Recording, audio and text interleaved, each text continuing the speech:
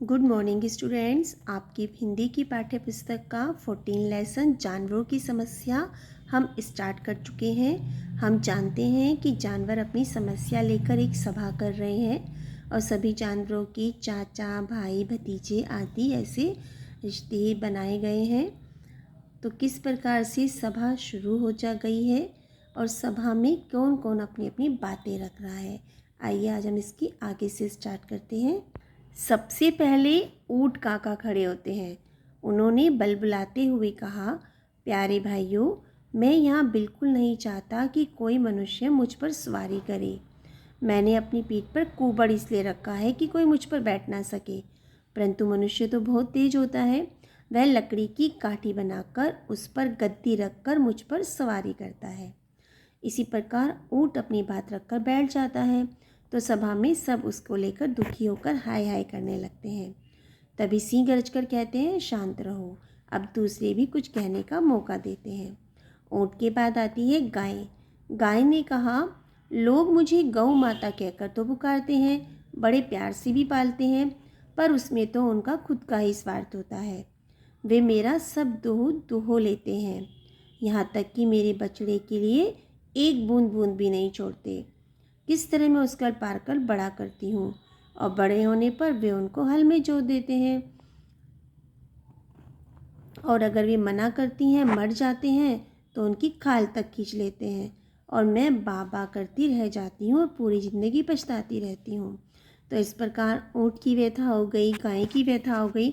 अब कुत्ता पीछे रहने वाला कहाँ है? वह भी कहता है, मित्रों, हम लोग दिन रात मनुष्यों की सेवा करते हैं, चोरों को भगाते हैं, भो भो करके घरों की रखवाली करते हैं, और तो हमें एक एक टुकड़े के लिए दरवाजे दरवाजे भटकना पड़ता है।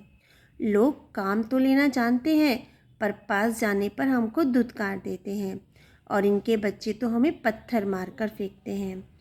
बड़ी दर्दनाक स्थिति है कुत्ते की। तो ऊँट, गाय और कुत्ते के बाद बिल्ली पीछे कहाँ रहने वाली है?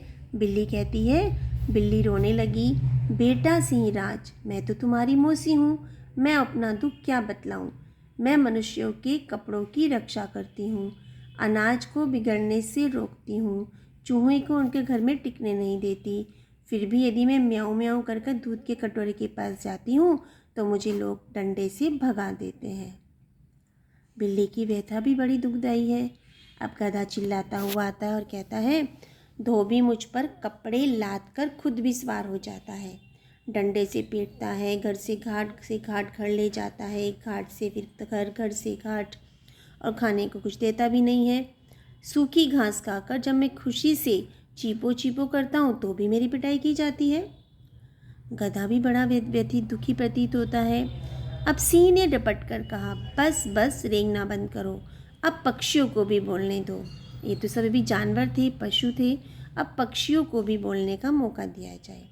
पक्षियों में सबसे पहले आता है तोताराम। तोताराम पंख फड़फड़ाते हुए सामने आए और बोले, मनुष्य हमें बंदी बनाकर पिंजरे में डाल देते हैं और मैं मिट्ठू मिट्ठू रटता रहता हूँ, अर्थात खुले आसमान हमारी जगह है, परंतु हमें पिंजरे में बंद कर दिया जाता है। कबूतर भी पीछे नहीं रहा, उसने भी आकर अपना दुखड़ा सुनाया, मैं तो कन कन बीन कर गुजारा करता हूँ, तो भी लोग मेरी घात में लगे रहते हैं और मेरे गुटर को उनकी गोले की आवाज़ में डूब जाती है। अर्थात मुझको भी, मैं इतना शांत हूँ, तो भी मनुष्य हमें नहीं छोड़ता है। इस प्रकार पशु भी हो गए, पक्षी भी हो गए। पक्षियों में मुर्गे की बात भी सुन लेते हैं। मुर्गे ने बांग दी। मुर्गा कह रहा है, मनुष्य भलाई का बदला बुराई से देते हैं, मैं रोज़ उन्हें सवेरे तड़के उठाता हूँ, वे हमारे बच्चों को और हमें मारकर खा जाते हैं, और कुकड़गू कह से कहूँ, किससे कहूँ। इस प्रकार हमने देखा कि जानवरों में ऊँट, गाय, कुत्ता और बिल्ली, गधा सब अपनी व्यथा रखी है सबने। उसी प्रकार पक्षियों में तोते ने, कबूतर ने, मुर्गे ने अपनी बात बताई है। सभी की बात सच भी है और दुख का भी विषय है। इसके आगे हम नेक्स्ट वीडियो में देखेंगे कि किस प्रकार बंदर अपनी बात सभा में रखता है।